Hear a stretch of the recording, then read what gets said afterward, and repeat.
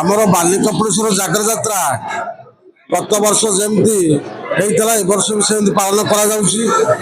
ଗତ ବର୍ଷ ଠାରୁ ଏ ବର୍ଷ ବହୁତ ଶ୍ରଦ୍ଧାଳୁ ସକାଳ 2ଟାରେ ମନ୍ଦିର ପିଠା ମଙ୍ଗଳ ଆଳତି କରି ମହାପ୍ରଭୁ ମେଲାଣି ଦର୍ଶନରେ ଭକ୍ତମାନଙ୍କୁ ଦର୍ଶନ ଦେଉଛନ୍ତି।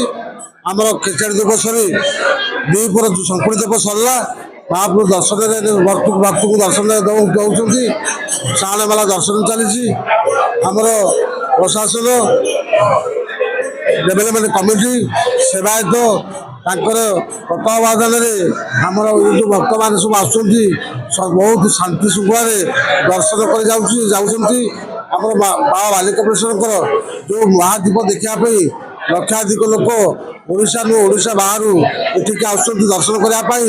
ସେ ମହାଦୀପ ଦେଖିବା ପାଇଁ ସେ ମହାଦୀପ ଆମେ 2ଟାରେ ଉଠେଇବୁ। ଆମେ ପ୍ରଶାସନ ସେବାୟତ କମିଟି ସମସ୍ତେ ସ୍ଥିର କରିଛୁ।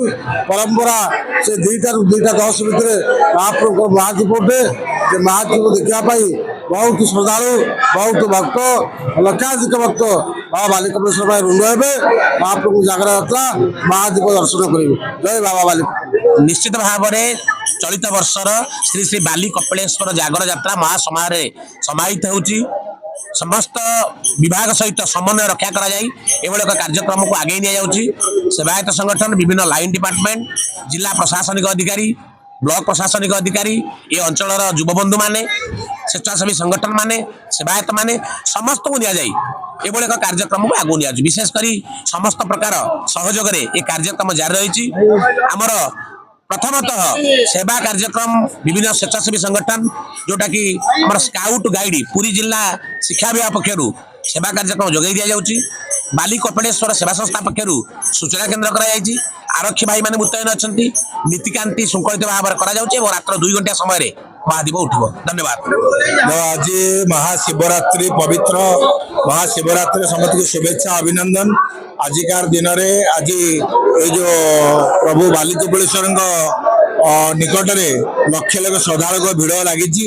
ये वर्ष नुह प्रति वर्ष भिड़ हुए आ जगार श्रृंखलित भाव में सेवा चली श्रृंखलित भाव में दर्शन मत भक्त मैंने कर हर्ष उल्लास दिन पवित्र दिन आज ये जगार ये जो महाशिवरात्रि आमर ये विश्व हिंदू परिषद राष्ट्रीय स्वयंसेवक संघ तरफ सेवा कार्य चली। तो ये सेवार आमर बहुत कार्यकर्ता नियोजित होती आउ जो प्रभुंर बर्तमान जो सेवा चली भोग नीति चली से नीति अनुसार प्रशासन तरफ बहुत भल व्यवस्था अच्छी से प्रशासन धन्यवाद और समस्त श्रद्धालु भलरे दर्शन कर जाऊँगी।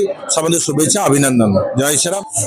आमर पुरी जिले में गो ब्लॉक एक प्रसिद्ध महादेव बाली कपिलेश्वर जो मानकर पूर्वपुरुष हाड़ भांगे से बाली कपिलेश्वर हुकुम लेकिन जाती से 5 गुणिया दिगाल पाखे चले।